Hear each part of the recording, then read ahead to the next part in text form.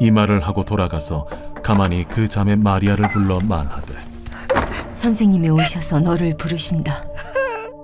마리아가 이 말을 듣고 급히 일어나 예수께 나아가매 예수는 아직 마을로 들어오지 아니하시고 마르다가 맞이했던 곳에 그대로 계시더라. 마리아와 함께 집에 있어 위로하던 유대인들은 그가 급히 일어나 나가는 것을 보고 곡하러 무덤에 가는 줄로 생각하고 따라가더니, 마리아가 예수 계신 곳에 가서 배웠고 그 발 앞에 엎드려 이르되, 주께서 여기 계셨더라면 내 오라버니가 죽지 아니하였겠나이다. 예수께서 그가 우는 것과 또 함께 온 유대인들이 우는 것을 보시고 심령의 비통히 여기시고 불쌍히 여기사 이르시되, 그를 어디 두었느냐? 주여, 와서 보옵소서. 하니 예수께서 눈물을 흘리시더라. 이에 유대인들이 말하되, 보라, 그를 얼마나 사랑하셨는가.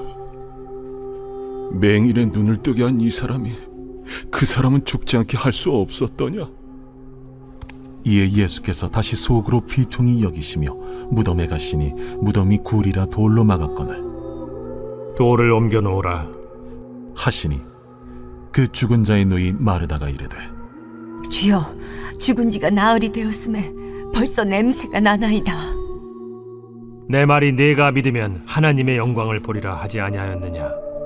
하시니 돌을 옮겨 놓으니 예수께서 눈을 들어 우러러보시고 이르시되, 아버지여, 내 말을 들으신 것을 감사하나이다. 항상 내 말을 들으시는 줄을 내가 알았나이다. 그러나 이 말씀하옵는 것은 둘러선 무리를 위함이니 곧 아버지께서 나를 보내신 것을 그들로 믿게 하려 함이니이다.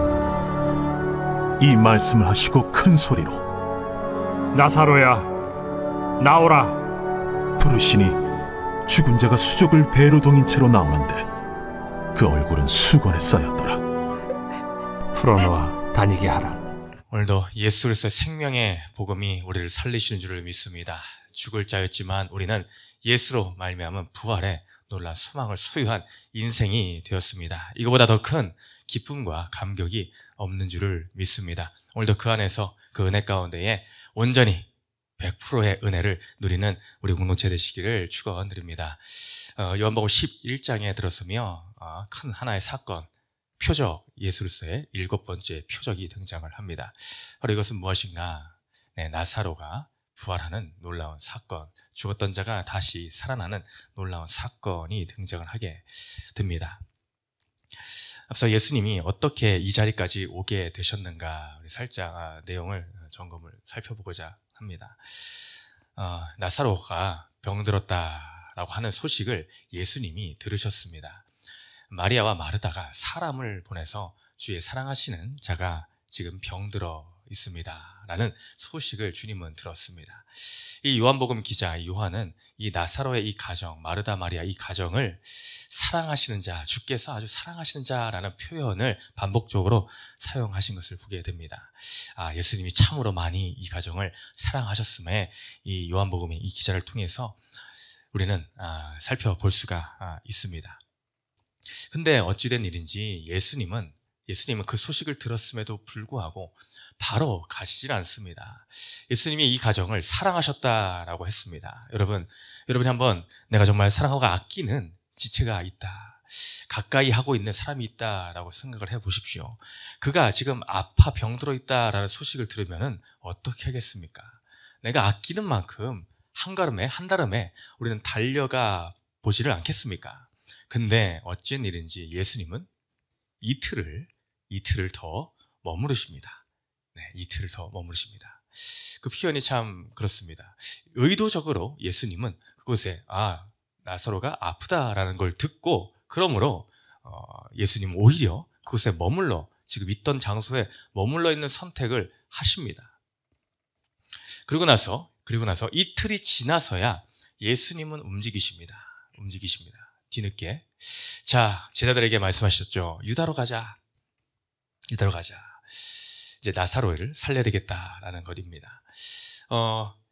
이제 예수님이 유다로 가자라고 하신 유다로 가시자라고 했던 그때, 이틀이 지난 그때에는 이미 나사로가 죽은 뒤였습니다.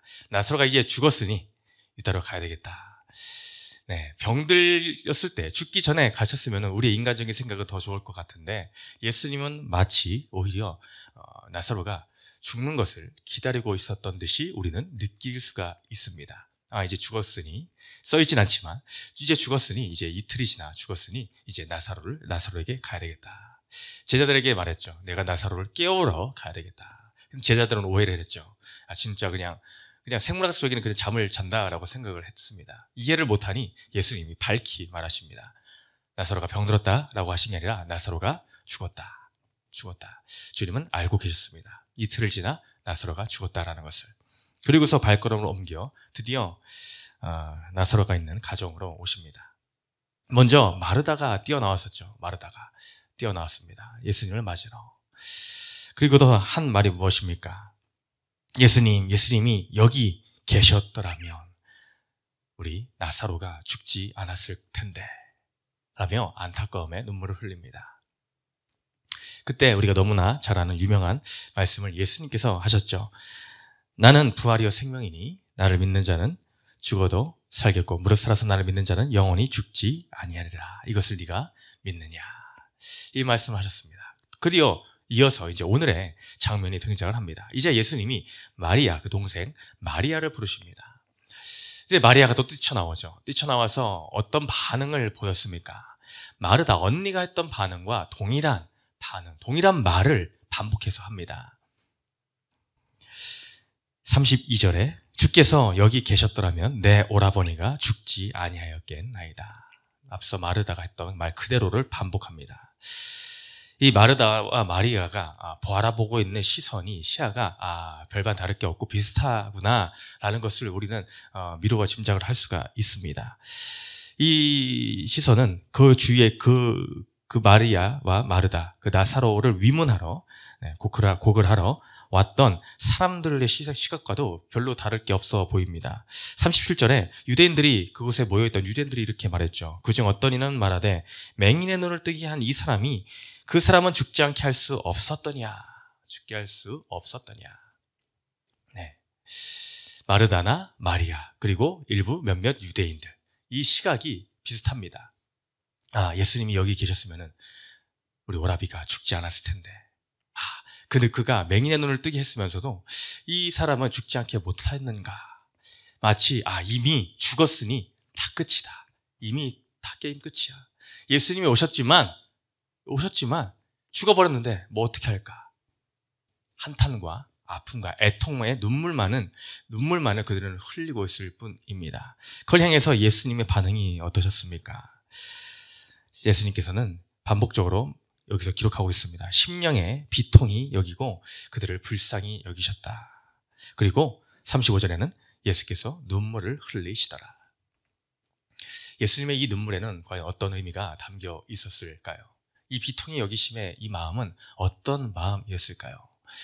우리는 생각할 수 있습니다. 아니, 예수님은 분명히 하나님의 아들로서 자신이 이 나사로를 살릴 수 있다는 걸 분명히 아시고 앞으로 이제 일어날 일을 이미 알고 계셨는데 그냥 거기서 우실 것도 없고 그냥 바로 살리시면은 그거 되는데 나 같으면 안 울 것 같은데 라는 생각이 저는 먼저 들었습니다. 왜 우셨을까? 본인이 살릴 수 있는 걸 아시는데 왜 우셨을까? 왜? 하나님의 아들이면서 동시에 완벽한 인간의 몸으로 오신 분입니다. 완벽한 인자의 몸으로 오신 분입니다. 인격을 가지고 계신 그분이십니다. 그러니 이 사람의 육신의 몸이 갖고 있는 이 현세를 살아가는 이 자들, 인간들의 한계를 너무나 확실히 알고 계셨습니다. 그 한계는 무엇입니까? 결코 자신의 자력으로는 해결할 수 없고 인간의 그 노력으로는 해결되지 않는 근본적인 그 문제, 모든 것의 출발점, 그 모든 죄로 인한 그 문제, 해결받을 수 없는 그 문제, 사망을 뛰어넘을 수 없는 그 존재임을 주님은 알고 계십니다. 그것을 뛰어넘을 수 없는 존재가 느낄 수밖에 없는 이 절망감, 처절함, 그 모든 고통, 거기서부터 오는 이 눈물, 안타까움, 그 모든 것을 주님은 100%를 알고 계십니다. 그러니 그 마음들, 그 주위 사람들이 그 느끼고 있는, 마리아와 마르다가 느끼고 있는 그 모든 아픔과 고통과 그 모든 것을 주님은 철저하게 100%의 공감을 해주고 계시는 모습을 보게 된다라는 것이죠. 그 마음에 예수님은 눈물을 흘리시며 완전한 공감을 우리 인생 가운데에 베풀어 주고 계십니다. 바로 그 자비와 긍휼의 사랑의 그 눈물을 보이고 계시다라는 것이죠. 우리는 그 주님을 만날 때에 참 위로를 얻을 수 있는 줄을 믿습니다. 그 주님을 배울 때에 우리는 참 소망을 만나게 되는 줄을 믿습니다. 그렇게 돼서 이제 눈물을 흘리신 예수님. 그러나 그들은 알지를 못했습니다. 눈앞에는 예수님이 어떤 분인가를 100%를 알지를 못합니다. 어떤 능력을 수행하고 계시는 그분인가를 알지를 못합니다. 그러니 예수님이 왔어도 다를 것이 없다라는 포기함을 그들은 내비치고 있다라는 것이죠. 근데 그렇지 않습니다. 예수님은 어떤 분이십니까? 어떤 분이십니까? 예수님이 이 사건, 왜 이틀을 일부러 유하셨는가? 왜 나사로가 죽음에 이르기까지 예수님은 기다리시다가 뒤늦게 도착을 하셨는가? 바로 그 이유가 하나님의 영광을, 또 그 아들 예수 그리스도 메시아의 영광을 이 사건을 통하여 나타내고자 합니다라는 것을 이 11장 서두에 이미 이 모든 사건이 일어나기 전에 말씀해 주셨습니다. 그 영광을 이제 드러날 때가 온 것입니다. 그 영광이란 것은 과연 무엇일까요? 예수님이 본인이 바로 부활의 근본이 되신다라는 것입니다. 이 나사로의 죽음의 사건을 통해 바로 예수님의 부활을 드러내시는 것입니다. 죽음이 없이 부활이 있습니까? 없습니다. 죽기 때문에 부활이 필요한 것입니다. 바로 나사로에게 병들었다가 고침을 받는 것과 죽었다가 살아나는 것은 전혀 다른 일입니다. 바로 예수 그리스도께서 앞으로 행하실 일, 예수께서 이제 제자들아 유대로 가자라고 하셨죠. 유대로 가자라고 하셨습니다. 왜 유대로 가십니까? 단지 나사로를 살리는 표면적인 것 때문에 가신 것이 아닙니다. 이 나사로의 사건도 사건인데 이것을 통해서 보여주실 것은, 이제 내가 유대로 가는 것은 내가 이 땅에 온 이유, 이 구속사를 완성시키려 왔다.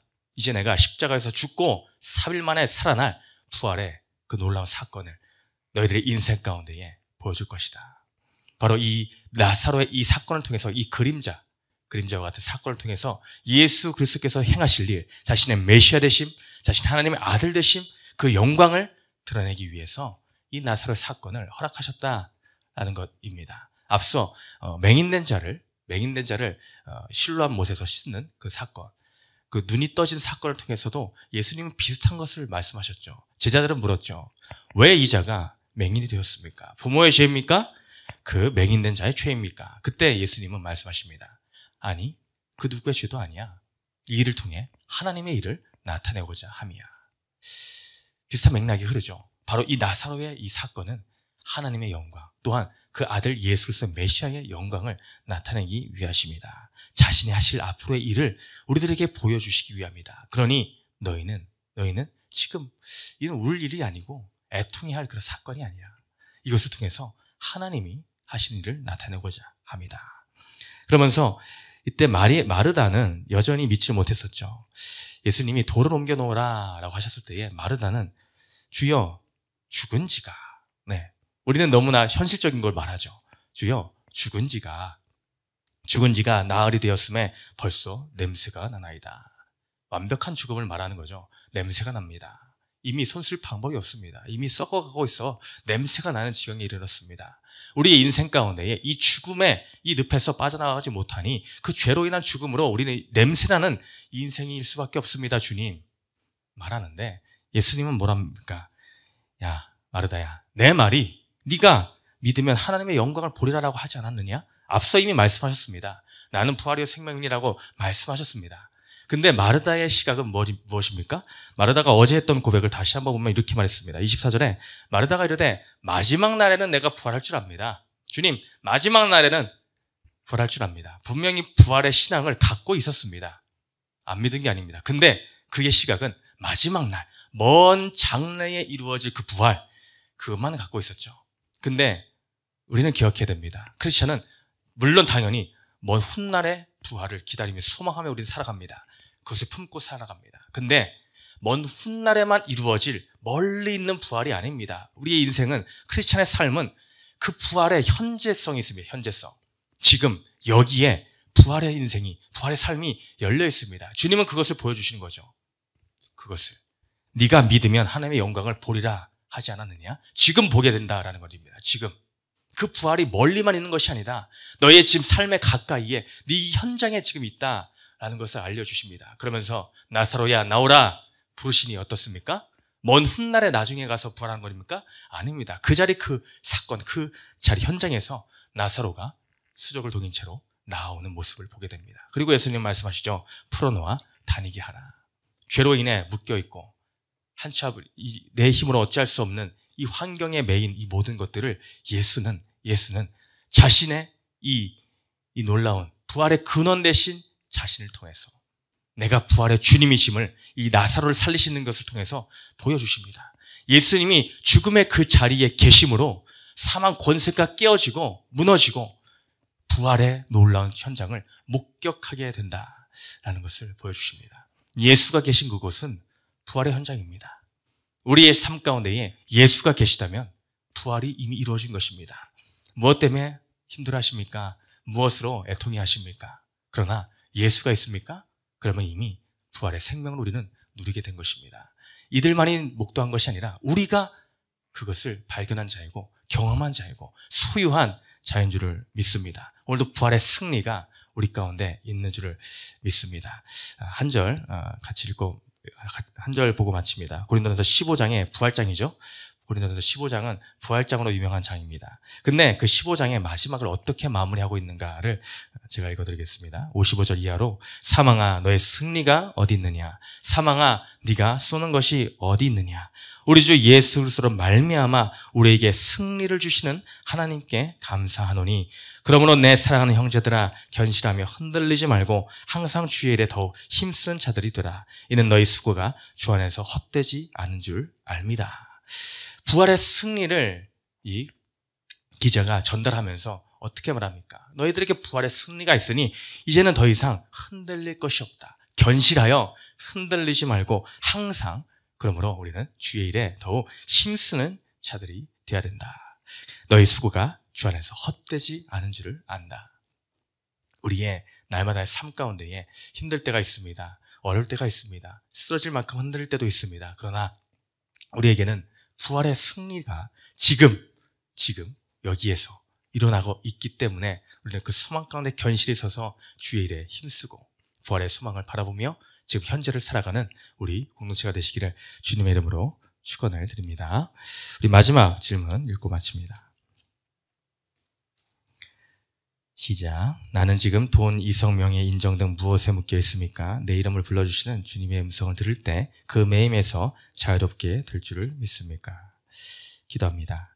사랑과 은혜의 주님, 오늘 사망의 절망 가운데 어찌할 바를 몰라 애통하는 심령들 가운데에 네가 믿으면 하나님의 영광을 보리라 하지 않았느냐?